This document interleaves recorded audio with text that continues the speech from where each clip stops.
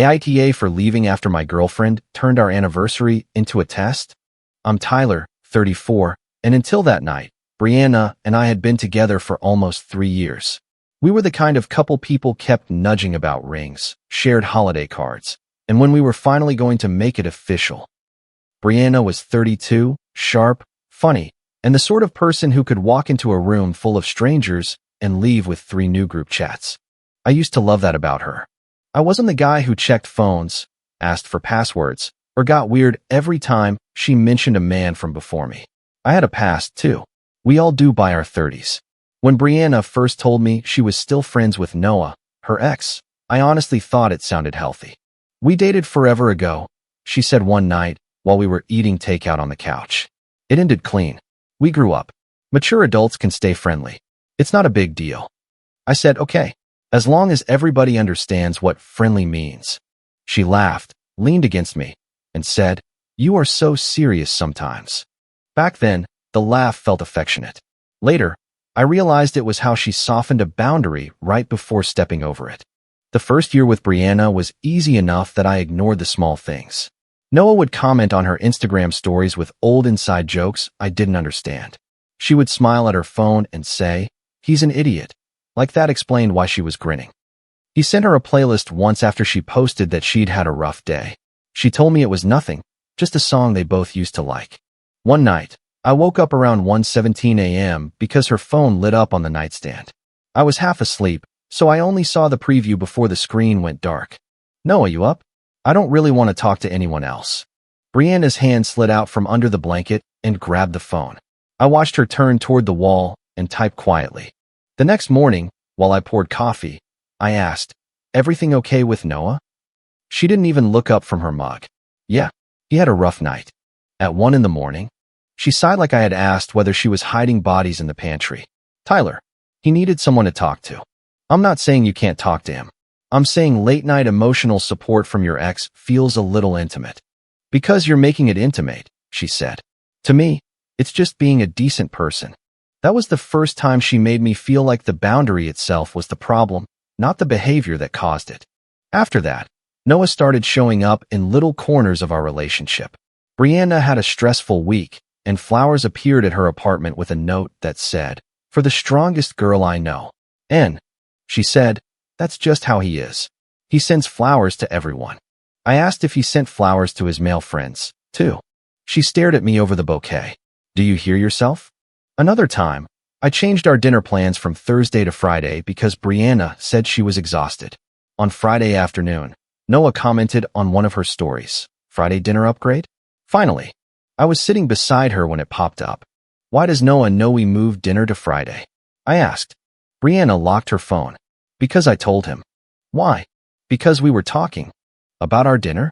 She gave me that same tired look. "You are making this weird." I started to hate that phrase. "You are making this weird." It was such a neat little trap. If I said nothing, the discomfort stayed inside me. If I spoke up, I became the reason discomfort existed. Noah himself wasn't cartoonish about it. That almost made it worse. He was smooth, polite, just smug enough to make you wonder if you were imagining the edge. The first time I met him at a group trivia night, I held out my hand and said, "Tyler, good to finally meet you." He shook it and smiled. "Noah, I've heard a lot." "All good, I hope." "Mostly," he said, then laughed like it was a joke. Brianna swatted his arm and said, "Stop," but she was smiling. Not an uncomfortable smile, a flattered smile. That night, he sat beside her because, as Brianna explained, Kayla saved the seats weird, even though Kayla had arrived after us and looked confused when Brianna said it. Noah kept slipping into old memories. "Remember that awful road trip? Remember when you tried to cut your own bangs? Remember what your mom said about that dinner?" Every story had the same shape, sending the same message. Here is a version of Brianna I had access to before you. Here is a door you cannot open. On the drive home, I said, carefully, "I need to be honest. Tonight felt uncomfortable." Brianna rested her forehead against the passenger window. "Here we go. I'm not starting a fight." "Then don't. I'm not threatened by your past. I'm tired of him being invited into our present." She turned to me, and the dashboard light cut across her face. "That's a pretty sentence, Tyler, but it still means you're jealous." It means I want boundaries. No. It means you want me to shrink my life until it fits your insecurity. That one landed hard because I loved her, and because I had spent most of my adult life trying not to become the kind of man who confused love with ownership. So I backed down. I told myself I was being mature. I told myself calm relationships required compromise. The problem was, I was the only one compromising. Over time, Brianna got better at telling the story before I could live in it. If I said Noah texting late felt inappropriate, she told our friends I was uncomfortable with her having male friends. If I said old pet names were disrespectful, she told Kayla I wanted to police jokes. If I said I didn't like Noah knowing private details about our plans, she told the couple's group chat that she was tired of walking on eggshells. That group chat had started as a fun thing. Dinner plans, memes, birthday reminders, people asking who was bringing what. It had Brianna, me, Kayla, a few couples, Grant, and a couple of friends who weren't exactly close to me, but had become part of our social orbit. One Friday, after I told Brianna I didn't want Noah at a small game night we were hosting, the group chat went quiet for a while. Then Brianna sent a message. Brianna, just a heads up, might need to keep tonight low-key. Tyler's feeling weird about guest stuff, and I don't want drama. I stared at it for a full minute. I typed, then deleted, then typed again. Me. To be clear, I asked that your ex not be added last minute to a night we planned at our place. Brianna didn't respond in the chat. Instead, my phone buzzed with a private text from Kayla. Kayla, hey, I know this isn't my business, but Bree shouldn't have to lose friends because you're uncomfortable. I read it twice, then walked into the kitchen where Brianna was rinsing a wine glass. What did you tell Kayla? I asked. She turned the water off slowly. Excuse me. Kayla thinks I told you to lose friends. I told her you're having a hard time with Noah. Which is true. That's not the same thing. Tyler, I'm not responsible for how people interpret things. I almost laughed. She had placed a loaded sentence in front of everyone, then shrugged when it fired. Grant called me later that night after the game night got canceled completely. He had known me since college and had no patience for polished nonsense. I'm going to ask you something, he said. Do you actually have a Noah problem? Or do you have a Brianna problem? I sat on my bed with the lights off, my phone warm against my ear. Brianna was in the living room pretending to watch a show while loudly not speaking to me. I don't know anymore, I said. You know, you just don't like the answer. She's going to tell everyone I'm controlling. She already is. That shut me up. Grant softened his voice a little. Don't give her the meltdown, she already promised everybody. Whatever you do, be clean. Truth is cleaner when you don't throw it like a brick. I didn't know then how much I would need that advice. Our anniversary dinner was supposed to be simple. Not technically our wedding anniversary, obviously, but the anniversary of our first real date. We had done something every year. First year, cheap noodles and a terrible movie. Second year, a nicer dinner and a long walk after. For the third, Brianna said she wanted to invite the group afterward for drinks because everyone keeps acting like we're basically married anyway. I wasn't thrilled about turning something intimate into a social event, but I agreed. I made the reservation at a restaurant with a covered patio and a long table in a semi-private area. I paid the deposit. I put the reservation on our shared calendar. Brianna added little heart emojis to it, which at the time made me smile like an idiot. I had also bought an anniversary card. Nothing dramatic. Just a simple card with a handwritten note about the life I thought we were building. It stayed sealed in my desk drawer for a week because I kept waiting for the right moment to add one more line. 3 days before the dinner, Brianna was standing in front of the bathroom mirror putting on mascara when she said, "Noah's coming Friday." I was brushing my teeth. I paused with the toothbrush in my mouth because I honestly thought I had misheard her. I rinsed and said, "Noah is coming to our anniversary dinner?" "To the gathering," she said. "Not like he's sitting between us with a violin. The gathering is the dinner. It's a group dinner, Tyler. It became a group dinner because you wanted the group there. It didn't become an open invitation for your ex." She lowered the mascara wand and looked at me through the mirror. "Noah is part of my life. I'm aware. You remind me constantly. See? That tone. This is exactly what I'm talking about." I leaned against the doorframe. "Brianna, it's our anniversary. If you wanted to catch up with him, pick literally any other night. I need a partner who doesn't get threatened by people I used to know. I need a partner who doesn't turn every boundary into a character flaw." Her face hardened. It was subtle, but I saw it. The performance dropped for half a second. You can either act like a secure boyfriend Friday, she said, or you can stay home single. The air in the bathroom suddenly felt too small. There were a lot of things I could have said, a lot of things I wanted to say. Instead, I nodded once. Don't worry, I said. I'll be respectful. She stared like she was trying to figure out whether I was surrendering or preparing. Then she went back to her mascara. For the next 2 days, she behaved like a stage manager. She checked the reservation 3 times. She asked who was sitting where. She updated the group chat with little reminders about timing and parking and how she really wanted a chill night with no weird energy. Brianna, can't wait to see everyone Friday. Please bring good vibes only. I hate drama. Kayla responded with a heart. Someone else sent a laughing emoji. Grant sent me a private text almost immediately. Grant, she means you, right? Me. Apparently, I am the weather system. Grant, don't walk into that blind. I didn't answer right away because some stupid part of me still wanted to believe the woman I loved wouldn't set me up in front of our friends. That afternoon, my sister Harper called while I was folding laundry. Harper was 5 years younger than me and had the rare talent of sounding both loving and completely unimpressed. Grant says you're doing that thing, she said. I dropped a towel into the basket. Grant talks too much. He talks the exact right amount when you're being dumb. I'm not being dumb. I'm trying not to be insecure. Harper made a noise that was basically a verbal eye roll. Loving someone doesn't mean handing them the remote to your dignity. It's one dinner. No, it's not. It's a test she keeps changing. You pass by being quiet, then she raises the bar. You object, then she calls you controlling.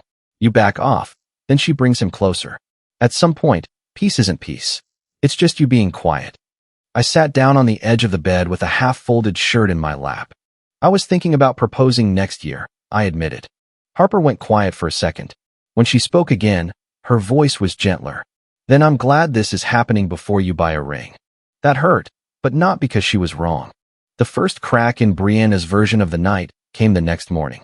Her phone was on the kitchen counter while she was in the bedroom looking for earrings. I was making toast. I didn't touch it. I didn't lean over it.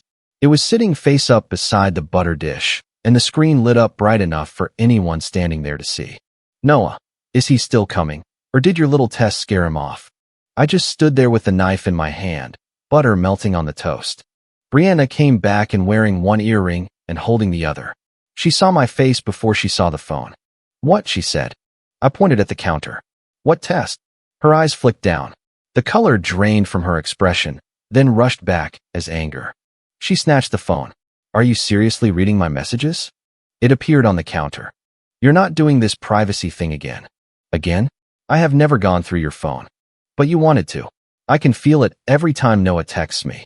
I looked at her, really looked at her, and something inside me went still. Brianna, I said, what test? She tucked the phone under her arm like I might grab it. He was joking. You take everything literally when you're spiraling. So there is no test. The only test is whether you can behave like an adult for one night. That sentence told me more than a confession would have. I went quiet after that. Not cold exactly, just done feeding the machine. Brianna seemed almost more irritated by my silence than she had been by my questions. She followed me from the kitchen to the living room. Don't ruin Friday, she said.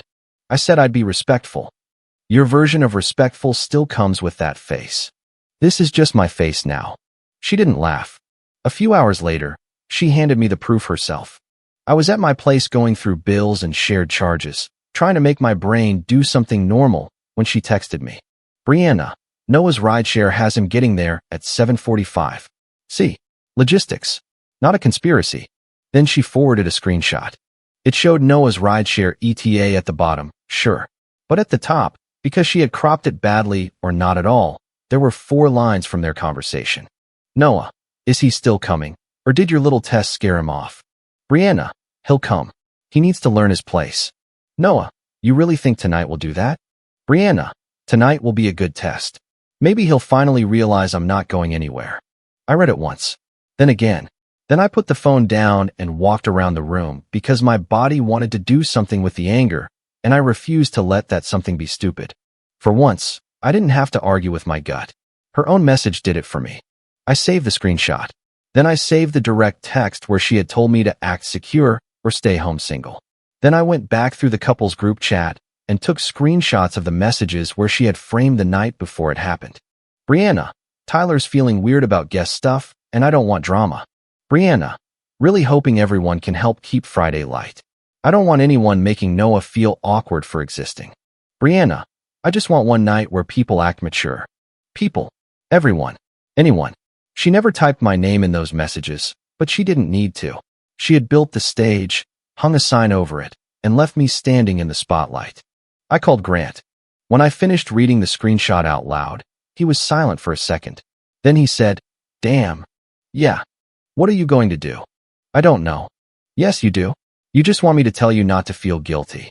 I sat at my kitchen table and stared at the sealed anniversary card. If I don't go, she tells everyone I got scared and proves her point. If I go and react, she tells everyone I exploded and proves her point. Then don't react. Respond. What does that mean? It means you don't yell. You don't insult her. You don't chest bump Noah like some idiot. You tell the truth and leave. In front of everyone? Grant exhaled. She chose in front of everyone. Not you. That sentence lodged itself behind my ribs. I spent that evening preparing like someone packing for a trip he didn't want to take. I printed the reservation confirmation showing the deposit I had paid. Not because money was the main point, but because it made the whole thing real. I wasn't crashing her party. I was walking into the anniversary dinner I had booked. I put Brianna's spare key on the table beside the sealed card. The card looked almost innocent there, a pale envelope with my handwriting across the front. I picked it up twice and almost opened it, like maybe reading what I had written would remind me of the woman I was about to lose. Instead, I put it in my jacket pocket. Then I drafted a message to the group chat. I didn't send it. I attached 3 screenshots: the ultimatum, the accidental Noah screenshot, and the group chat message where Brianna had framed me as the problem. 3. Not 20. Not a rant. Just enough to stop the lie from outrunning me again. The message said, "I'm sending this because tonight was presented to me one way and to everyone else another way. I won't argue at dinner." These are Brianna's words, not my interpretation. I stared at it for a long time. Then I closed the app. The next day, Brianna acted normal in the way people act normal when they're waiting to see if a bomb will go off. She asked what shirt I was wearing. She sent me a picture of 2 pairs of earrings and asked which looked better. She texted, "Remember what I said. Be normal." I replied, "Don't worry. I'm done making this complicated." She sent back a thumbs up. That almost made me laugh. The restaurant patio was warm when I arrived, with string lights overhead and a long table tucked behind a low wall of planters. It was the kind of place Brianna loved because it photographed well. A server was setting down water glasses. Kayla was already there with her husband, and 2 other friends were leaning over the menu pretending not to watch the entrance. Brianna arrived 5 minutes after me in a black dress I had always liked. She kissed my cheek like nothing was wrong. "Hey," she said brightly. "You look nice." "Thanks." Her eyes searched my face. "We're good. We're here." That wasn't the answer she wanted, but she smiled anyway and turned to Kayla. The first 20 minutes were almost normal.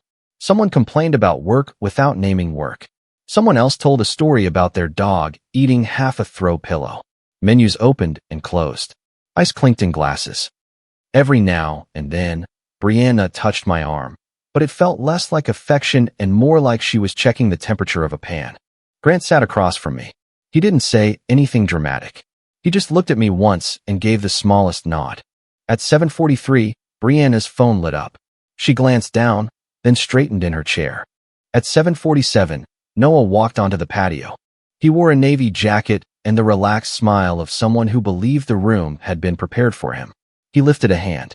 "Sorry I'm late," he said. Rideshare driver took the scenic route. Brianna stood up too fast. "You're fine." Noah leaned in and hugged her. Not a long hug. Not scandalous. Just familiar enough. Then he pulled back and said, "There's the Brie I remember." The table went quiet in that specific way adults go quiet when everyone has noticed the same thing, but nobody wants to be the first to admit it. Brianna gave a little laugh. "Noah, stop." But she smiled when she said it. Noah looked at me. "Tyler, I hope this isn't weird." Bree said everyone was cool. Kayla looked at me too. So did 2 other people. It wasn't subtle. They were waiting for the jealous boyfriend to appear. Brianna's eyes were on me with a warning in them. "Remember what I said. Be normal. Act secure." I stood up. Brianna's smile froze. I walked around the table and held out my hand to Noah. He hesitated for half a second, then shook it. "Noah," I said. "Good to see you made it." "Yeah," he said. "Thanks." I let go of his hand and turned back to the table. My heart was pounding so hard I could feel it in my throat, but my voice came out even. "I was told tonight was a test of whether I'm secure enough to watch my girlfriend entertain her ex," I said. "So I'm going to pass it my way." Nobody moved. Brianna's chair scraped slightly as she stood. "Tyler." I reached into my jacket pocket and placed her spare key on the table. The little brass sound it made against the wood was sharper than I expected. Then I placed the sealed anniversary card beside it. Then the printed reservation confirmation. "I paid the deposit for our anniversary dinner," I said. "I came because I wanted to end this cleanly in the same room where you tried to turn me into a lesson." Her face went bright red. "Are you serious right now?" "Very." She laughed once, but it cracked in the middle. "You're humiliating me." I looked at her. For almost 3 years, I had loved that face. I had kissed her forehead when she fell asleep during movies. I had held her hand in grocery store lines. I had learned exactly how she liked her coffee and which takeout place she wanted when she said she was fine with anything. But standing there, I finally understood that missing the good parts didn't make the ugly parts harmless. "I'm not angry you have a past," I said. "I'm angry you try to make me audition for a future." Brianna's mouth tightened.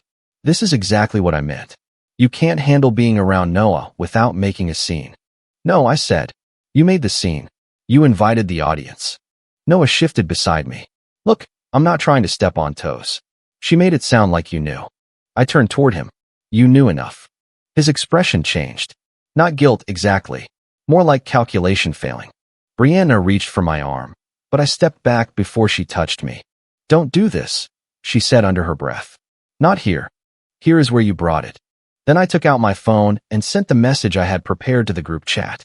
1 second later, phones started buzzing around the table. Brianna looked down. I watched her eyes move across the screen. Her face changed before anyone spoke. Kayla picked up her phone and frowned. Grant didn't check his. He kept looking at me. For a moment, the only sounds were patio music, silverware from another table, and the faint traffic beyond the restaurant wall. Then Kayla said, slowly, "Brianna, why did you call it a test?" Brianna snapped, "That is not what it looks like." Another friend, Daniel, looked up from his phone. "It literally says, 'Tonight will be a good test.'" "You don't have context," Brianna said. I almost smiled, but there was nothing funny about it. Context had been her favorite hiding place. Kayla kept reading. "And he needs to learn his place?" Brianna looked at Noah, like he might rescue her, but Noah was staring at the screenshot too. His jaw had tightened. "Bree," he said, quieter now, "what did you tell him about me?" That was when she lost control of the room. Not because everyone suddenly became brave or noble, but because the story stopped being comfortable. They could ignore vibes. They could laugh off awkward comments. They could believe whatever version arrived first. But there it was, glowing in their hands, in her own words. I picked up nothing from the table. The key, the card, the confirmation stayed there. "I'm leaving," I said. "Do not follow me outside. Do not send people to explain you. We can settle the shared charges by text." Brianna's eyes filled, but even then she looked more angry than sorry. "So that's it," she said. "You're throwing away 3 years because of one bad night."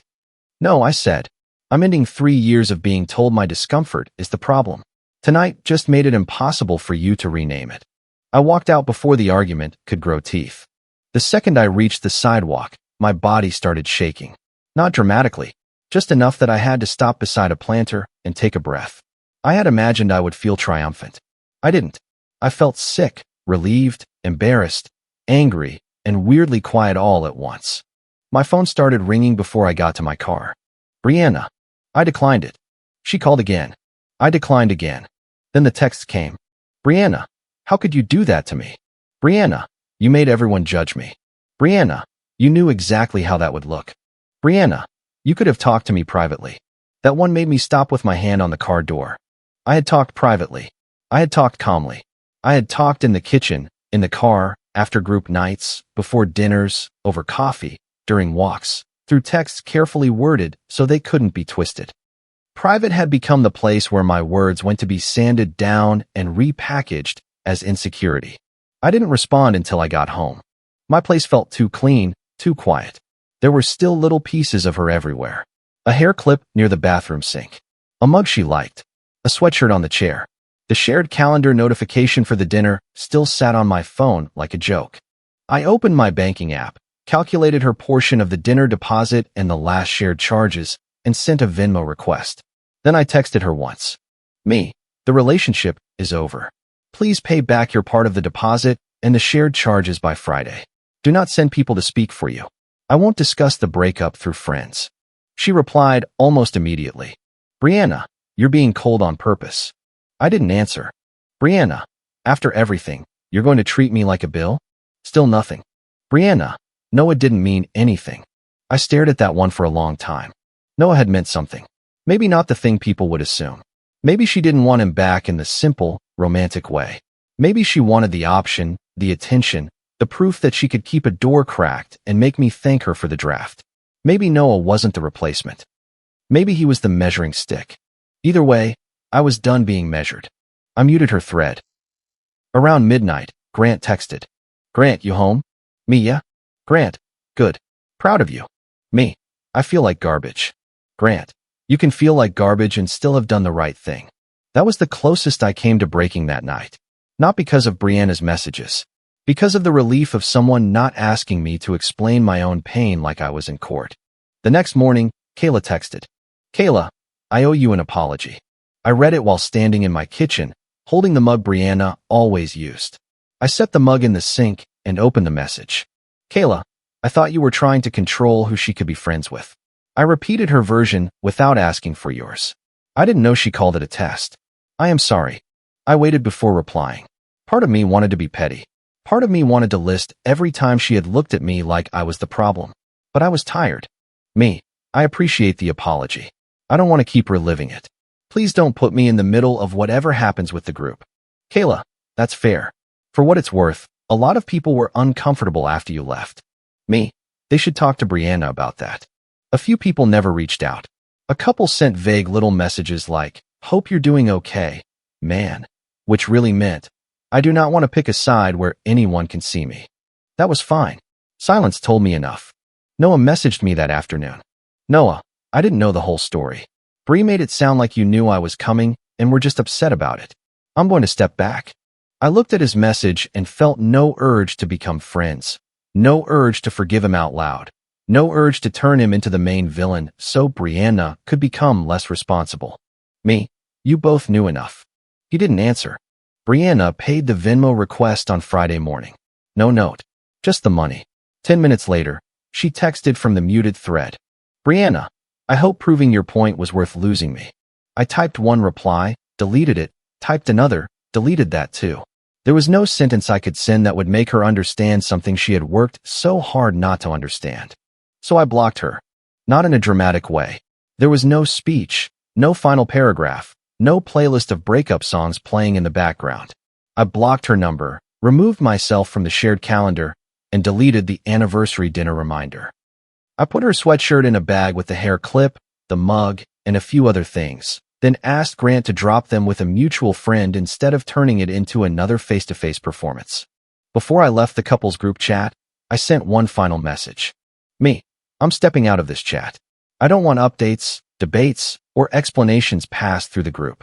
I wish everyone well, but I'm done being discussed as a couple issue. Then I left. The quiet after that was strange. For almost 3 years, my life had been full of little negotiations around Brianna's moods. How to phrase a concern so she didn't call it an accusation. How to sit through a joke without looking tense. How to accept Noah's name in conversations without my face betraying me. How to be calm enough, cool enough, mature enough, secure enough. For the first few days, I kept reaching for my phone out of habit. Not because I wanted to text her. Because my body was used to monitoring the weather. Was she upset? Had I said it wrong? Was there another group chat conversation happening without me?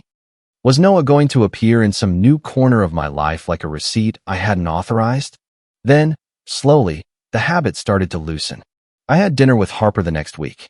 Nothing fancy. We sat at my kitchen table with takeout containers and paper napkins, and she inspected me like she was checking for cracks. So, she said, stabbing a piece of broccoli with her fork. How's the Dignity remote?